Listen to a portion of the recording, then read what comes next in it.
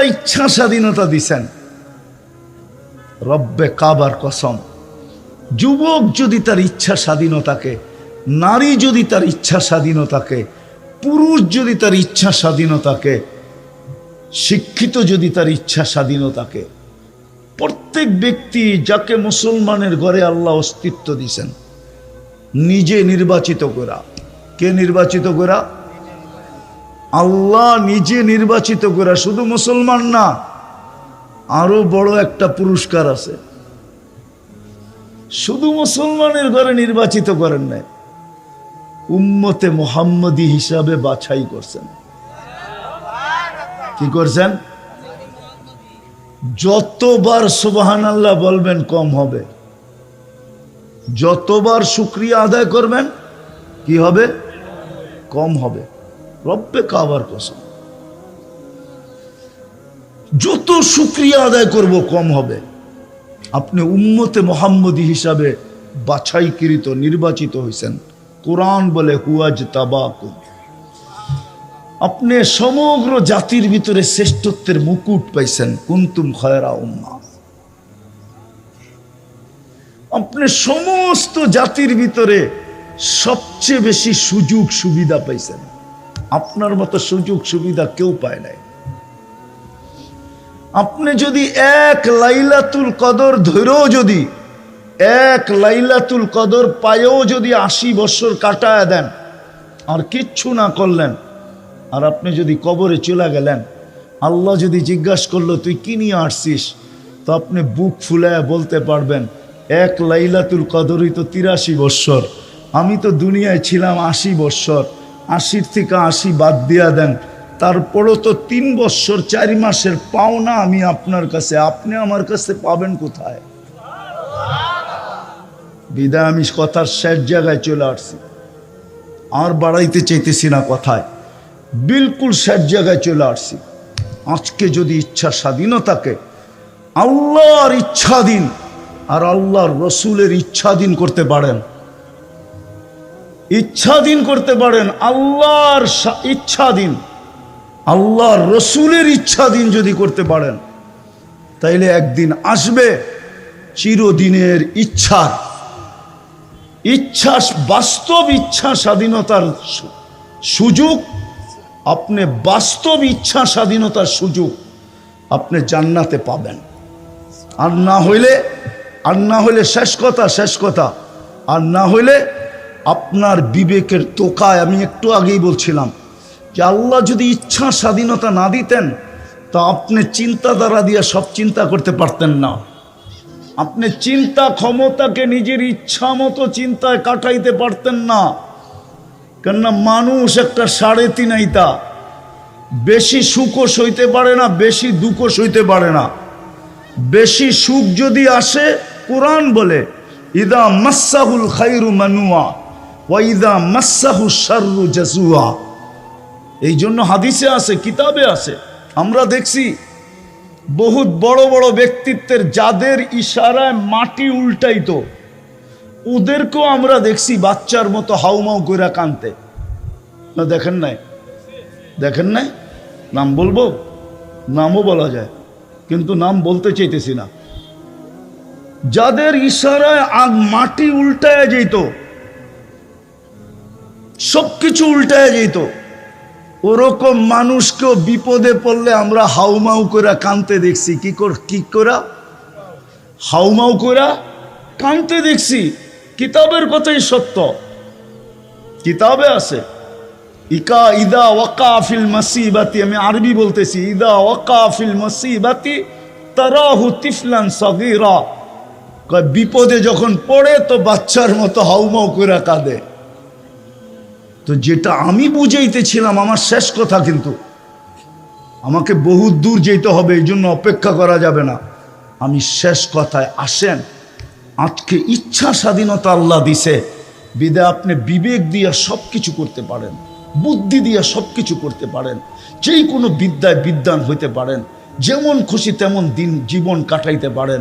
কিন্তু এটা মনে রাখবেন, আপনি মুসলমানের ঘরে নির্বাচিত, আর আপনার পক্ষ থেকে না, আল্লাহর পক্ষ থেকে। আল্লাহ নির্বাচিত করছে বিদায় আপনি মুসলমানের ঘরে। আল্লাহ নির্বাচিত করছে বিদায় আপনি উম্মতে মুহাম্মদী।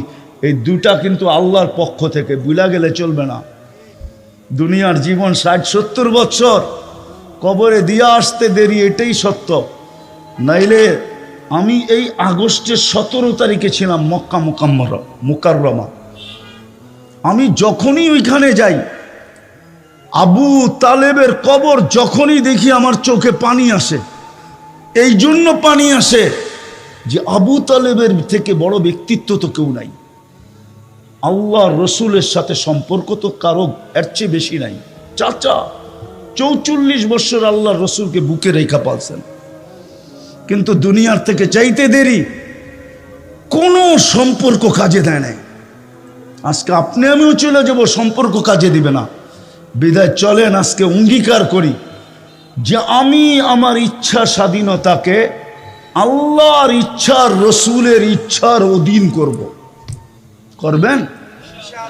হ্যাঁ, শুধু একটা দিক দিয়া করেন যে আজকের থেকে 5 ওয়াক্ত নামাজ কখনো ছাড়ব না। আল্লাহ আমাদেরকে আমল করার তৌফিক দান করেন।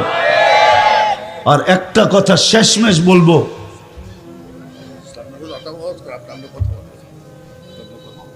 একটা কথা শেষমেশ বলবো, শেষমেশ একটা কথা বলবো। যদিও আপনারা জানেন এটা মাদ্রাসার প্রোগ্রাম, আর আমি চিরাচরিত বলে আসি, বাংলাদেশ বিপর্যয় থেকে বাঁচে কেন জানেন? আজ পর্যন্ত কেন বেঁচে আছে? আপনারা হয়তো ভাববেন যে উন্নতির কারণে আমরা বিপর্যয়ের থেকে বেঁচে আসি। নাইলে আপনি আমাকে যুক্তি দিয়া বুঝান 7.8 ভূমিকম্প বাংলাদেশে আসছে, আসে নাই? কেউ মনে হয় জানে না। হ্যাঁ, কেননা 5টা 5-এ আসছে। তো যাদের জানার কথা, এমনকি মিডিয়ালারও ওই সময় ঘুমেছিল, ওরা জানবে কোত্থেকা? আর বাকি আমার সমাজের অধিকাংশই তো, কেননা ফজরের 2% লোক ফজরের নামাজ পড়ে না। 98% লোক তখন ঘুমেছিল।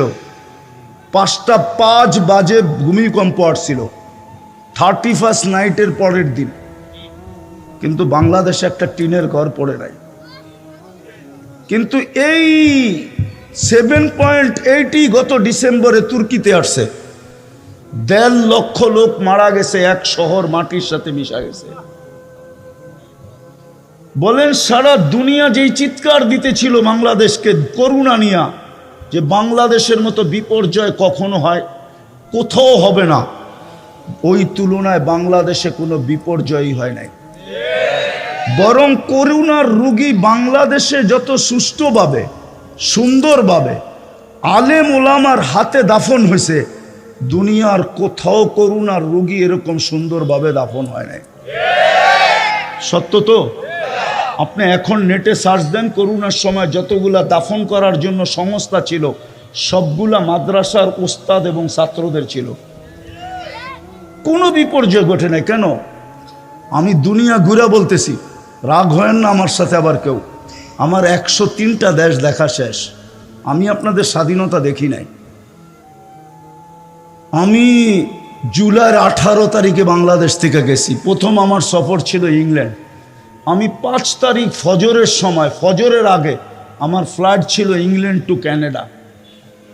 আমি যখন ক্যানাডায় নামছি তখন খবর পাইছি স্বাধীনতার। তারপরে আমি 13 তারিখে আবার ফিরছি ইংল্যান্ডে। 14 তারিখে আসছি আমি মিশরে। 16 তারিখে আসছি আমি মদিনা মুনাব্বারায়। 17 তারিখে ছিলাম মক্কা মুকাররমায়। রাত্রে আমার ফ্লাইট ছিল। 18 তারিখ সকালে নামছি আমি বাংলাদেশে। 2-3 দিন ছিলাম, তারপরে চলে গেছি কোরিয়া। আসছি গত 22 তারিখে। আমাকে বুঝাইতে হবে না, আমার উন্নত বিশ্ব দেখা শেষ। শুধু একটা বাকি আছে, নিউজিল্যান্ড। ইনশাআল্লাহ অচিরি ওইটাও পুরো হবে। বাকি কোনো উন্নত বিশ্ব আমার বাকি নেই। আমি অহংকার করে বলতেছি না, বুঝানোর জন্য। বাংলাদেশটা শুধু বেঁচে আছে 2 থেকে 3টার পরিবেশের কারণে, নাইলে এই দেশ বাঁচার কথা না। যেই দেশে মা বাবা সন্তানের হাতে নিরাপদ না, মুসলমান মা বাবা, ওই দেশ বাঁচার কথা না। রাগ হয়ে যান না, এখন আজকে মুখ খুলতেছি, যেই দেশের নেতারা, শীর্ষস্থানীয় সমাজপতিরা যুবকের জিন্দেগি বরবাদ করার জন্য ইয়াবাহা বিক্রি করে ওই দেশ বাঁচে তো বাঁচে কি কইরা? মাদক বিক্রি করে ওই দেশ বাঁচে তো বাঁচে কি কইরা? যেই দেশের রক্ষকরা যুবকের যৌবনকে দুলিশাত করার জন্য ইয়াবাহা ক্যারি করে, ইয়াবাহা দেশে আনে, ডাইল আনে, সমস্ত মাদক আনে, যাদের নাকের ডগা দিয়া যারা এটাকে সাপ্লাই দেয়, ওই দেশ বাঁচে তো বাঁচে কি করে? রাগ হয়েন না, পায়ে হাত রাখি, শুধু বেঁচে আছে তিনটা কারণে। আপনি চিৎকার দিয়া মাদক বন্ধ করবেন আর আমাদেরকে এসে বলবেন হুজুর মাদকের বিরুদ্ধে বলেন। আপনি ভিতরে ভিতরে মাদক সাপ্লাই দিবেন আর আমরা মাদকের বিরুদ্ধে বলবো, আর যুবক মাদক ছেড়া দিবে, ঠিক না? এত টাকার দরকার হয় কেন যে মাদক দিয়া ব্যবসা করে কোটিপতি হইতে হবে? আল্লাহ তো লেখা দিছে কপালে, কোটিপতি হইলে তুই হবি, নাইলে আমার মতো ফকির কোত্থেকে 103টা দেশ সফর করে, আমার মতো ফকির। এইখানে লেখা আছে, হইতে পারে আরো 100 লেখা আছে, এইখানে আরো 100 পুরা করব, ইচ্ছা আছে। আমাদেরকে এসে বলে হুজুর মাদকের ব্যাপারে বলেন, হুজুর এটা বলেন, ওটা বলেন। আরে বলতে হবে কেন? বলেন আমার সমাজের দুরবস্থা বলতে হবে কেন? রাগ হয় না, পায়ে হাত রাখি। শুধু তিনটা কারণে এই দেশ, আমার কথা মাইনা নেন, মসজিদের কারণে, মাদারেসের কারণে, হক্কানি আলেম ওলামা আল্লাহওয়ালাদের কারণে। আপনি জানেন না আল্লাহওয়ালারা রাত্রে কতক্ষণ কাঁদে? আপনি তো ঘুমের ঘরে থাকেন, সিসি ক্যামেরা লাগান ওদের বাড়িতে, তারপরে দেখেন ওরা রাত্রে কি করে। সকাল হওয়ার 1 ঘন্টা আগেই হেফজোখানার পোলাপানগুলা ওঠে, 40,000 হেফজোখানার ছেলেরা ওঠে। প্রথমে লাল সবুজের পরিধিটাকে আধ্যাত্মিক সুরক্ষার চাদর দিয়া ঢাকে, তারপরে আল্লাহর কালাম পড়তে বসে। আপনার তো ওই সময় ঘুমের সময় মাত্র শুরু হইল, আপনি টেলিভিশন দেখতে দেখতে, দুনিয়ার সব খবর নিতে নিতে আপনি মাত্র যায় ঘুমাইছেন। আপনি কেমনে দেখবেন ওই সময় আকাশের কালার কি? সকাল হওয়ার 1 ঘন্টা আগে ওঠেন, ছাদে যান, যাইয়া দেখেন বাংলাদেশের আকাশের কালারটা কিরকম। বাংলাদেশের আকাশ কি বলে? আমার কথা মানেন। এই জন্য 3টা পরিবেশের কারণে আমাদের দেশ বারবার বিপর্যয়ের থেকে বেঁচে গেছে। আর যতদিন এই পরিবেশগুলো থাকবে, ইনশাআল্লাহ আমি চ্যালেঞ্জ দিয়া বলতে পারি আমার দেশে কোনো বিপর্যয় হয় নাই, কোনো বিপর্যয় হবে না। আপনি এই মাটির ইতিহাস জানেন না? চলেন সোনার গালারা একটু শোনায় দিই। এই মাটির ইতিহাস আপনি জানেন না? আপনি জানলে 100 বছরের ইতিহাস জানেন, আপনি জানলে 71 থেকে ইতিহাস জানেন, আপনি 1400 বছর আগের ইতিহাস জানেন না। আল্লাহ রসুল হিজরত করেন নাই, তখন বাংলাদেশে ইসলাম চলে আসছে 4 সাহাবীর কাঁধে নিয়া। একজনের নাম আবু ওয়াক্কাস, একজনের নাম মুহাব ইবনে মালিক, একজনের নাম কাসেম ইবনে হুজাইফা, একজনের নাম উরওয়া ইবনে সাসা। একটু আগে বলতেছিলাম না, আজ থেকে 800 বছর আগে হাদিস নিয়ে আসছেন আবু তাইয়াম রহমতুল্লাহ আলাই। আর এই সোনারগাঁর মাটিতে বৈশা কলা কলা রসুল পড়াইছেন। এই জন্যই তো একটু আগে বলতেছিলাম, হইতে পারে এই মাটির নিচে সোনা আছে, কিন্তু খুইদা উঠাইতে হবে। ওই সময় ইসলাম আমার দেশে চলে আসছে, এইখান থেকে চীনে ইসলাম গেছে, বাংলাদেশ থেকে। আবু ওয়াক্কাস রাদিয়াল্লাহু তাআলা আনহুর কবর গুয়াংজুতে রাখা আছে। ওয়াহাব ইবনে মালিক রাদিয়াল্লাহু তাআলা আনহুর কবর মঙ্গোলিয়ার বর্ডারে রাখা আছে, যায় দেখা আসেন। বাংলাদেশের ইতিহাস বহুত পিছের, নাইলে বাংলা সন 1400 কত এখন? আরে বলেন না কত? আর আরবি সন কত? 1446। 41 আর 46, 31 আর 46, কয় বৎসরের ডিফারেন্স? হ্যাঁ, কত বৎসরের? 15 বৎসরের ডিফারেন্স। আপনার বাংলার ইতিহাস 1400 বৎসর আগের। আপনি জানেন না এই মাটিতে কি লেখা আছে? এই মাটি কোন মাটি আপনারা জানেন না। এই জন্য এই মাটি নিয়ে যেই খেলুক, এটা আমার বিশ্বাস, আমি আগের থেকেই বলে আসতেছি, এই মাটি নিয়ে যদি কেউ খেলতে চায় তাহলে এই মাটি বেশি দিন ওকে খেলতে দেয় না।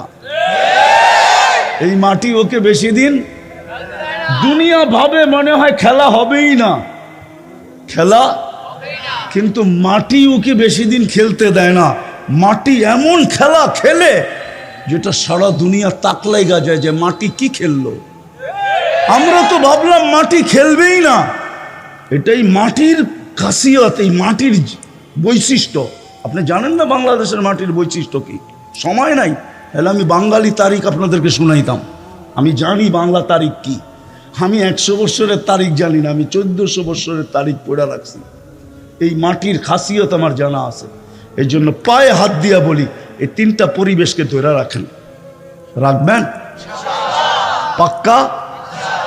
যদি যাবে হাত দিতে হয় দিবেন? কে কে দিবেন দেখি? হ্যাঁ, তাহলে পাঠায় দেন মাদ্রাসা আলারা, দেখি কি দেন আপনারা। কই হুজুর কই? দেন, পাঠায় দেন, জলদি জলদি জলদি পাঠান, জলদি। মাঝখান থেকে কয়েকজন যুবক একটু মেহরবানি করে দাঁড়ান, মাদ্রাসার খাতিরে আল্লাহ রসুলের মহব্বতের কয়েকজন সদিচ্ছা করে দাঁড়ান। বিশেষ মাদ্রাসার ওলামা কেরাম আছেন, মাদ্রাসার দরদ নিয়ে আপনারা কিছু লোক দাঁড়ান। হুজুর আপনাদের কাছে চাইছে মাদ্রাসার জন্য। আলহামদুলিল্লাহ, আপনারা একটু মেহরবানি করে দাঁড়ান। কেউ যদি বড় কিছু দিতে চান তাহলে স্টেজে দেওয়া যান, অসুবিধা নেই। বড় নোট দিতে চাইলে, বড় অঙ্ক দিতে চাইলে স্টেজে দেওয়া যান। আসেন। মাশাআল্লাহ, একজনে 1000 টাকা দিছে, মাশাআল্লাহ, আল্লাহ কবুল করেন। আরো বলেন। হুজুরের হাতে যারা দিতে চান স্টেজে নিয়ে আসেন। উঠাউঠি না করি, প্রধান অতিথি কিন্তু এখানে আছে, সভাপতি সাহেবও আছেন। আপনারা উঠাউঠি করেন না, ওনারা কিছু কথা বলবে। তাড়াতাড়ি তাড়াতাড়ি করেন, তাড়াতাড়ি, আমাকে বরগুনা যেতে হবে। আল্লাহর এটাই ঘোষণা, শাবাব লা ইয়াক্তারুকা শাবাবুকা। আমি কিন্তু হাদিস দিতেছি, আল্লাহর ঘোষণা দিতেছি, আল্লাহর ঘোষণা মানো। আল্লাহ ঘোষণা দিতেছে, শাবাব লা ইয়াক্তারুকা শাবাবুকা। যুবক যৌবন যেন তোকে বিমুখ না করে। কাম্মিন শাব সাবাকাকা ইলাল মাউত। কত যুবককেই তো আমরা যৌবন অবস্থায় উঠে আনিছি। ইচ্ছা করলে তোমাকে উঠে নিয়ে যেতে পারি। স্বপ্ন স্বপ্নের জায়গায় থেকে যাবে, আকাঙ্ক্ষা আকাঙ্ক্ষার জায়গায় থেকে যাবে। এমনকি ফ্যামিলির সমস্ত আশা আকাঙ্ক্ষা ধূলিসাৎ হয়ে যাবে। আমার মনে আছে 2000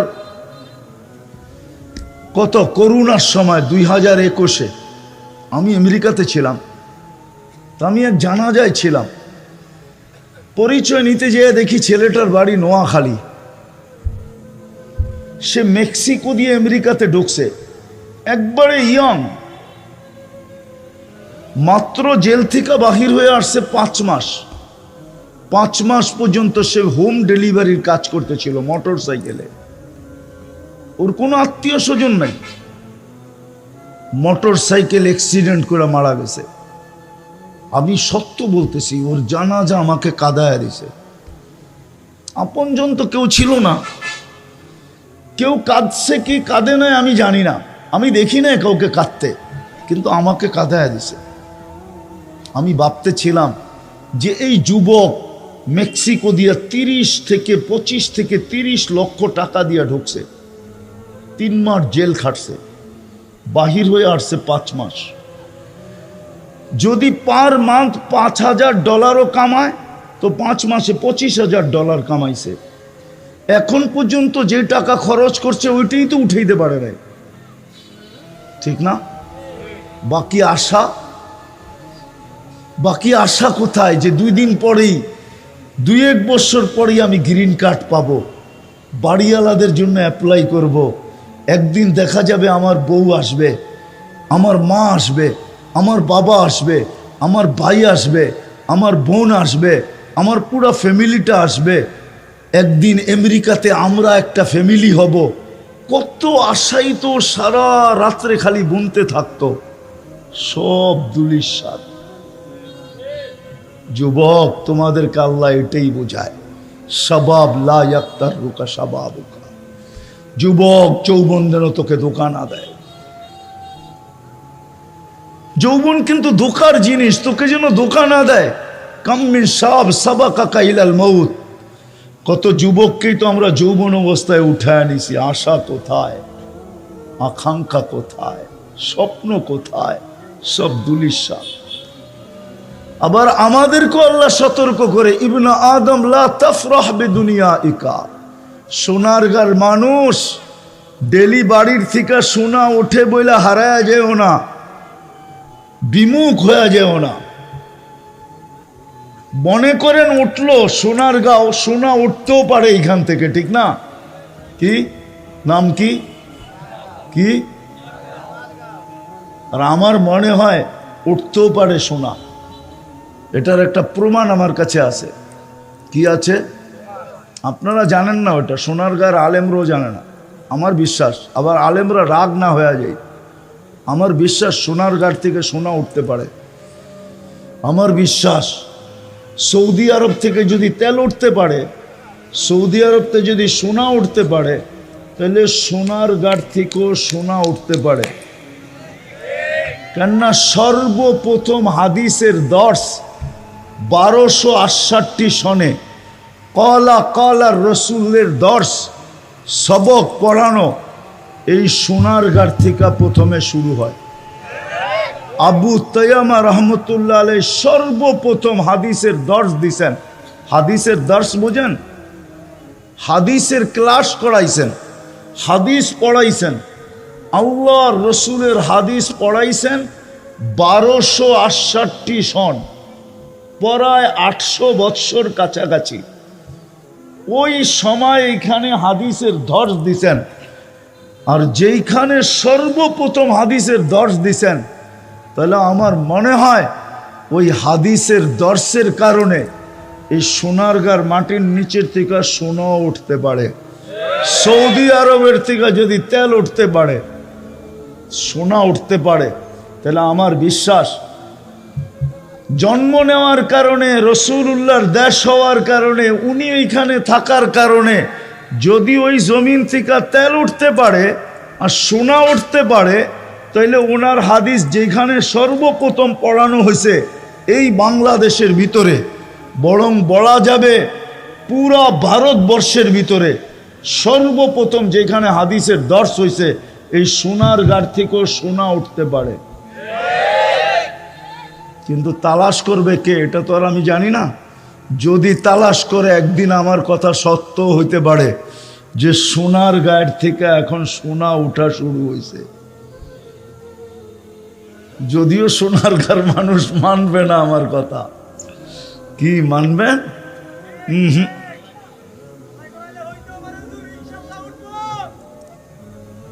কেননা হাদিসের দর্শ হইছে সর্বপ্রথম কলা কলার রসুল সাল্লাল্লাহু আলাইহি ওয়াসাল্লাম। আমার বিশ্বাস হইতে পারে যেটা বললাম, যেটা বুঝাইতে চাইতেছিলাম আমি, ওইটা আজকে বুঝা উঠলে কাজে দিবে, যেটা আমি বুঝাইতে চাইতেছিলাম। এই জন্য আল্লাহ আমাদেরকে বলছেন তোমাদের বাড়ির থেকে সোনা উঠতে পারে, কিন্তু মানুষ হারা যেও না, বিমুখ হয়ে যেও না, কেননা তুমি চিরঞ্জীব না। তুমি চিরঞ্জীব না, চলে যেতে হবে। বিদায় একটা কথা বুঝাইতে চাইতে এতগুলা কথা বললাম। আজকে যে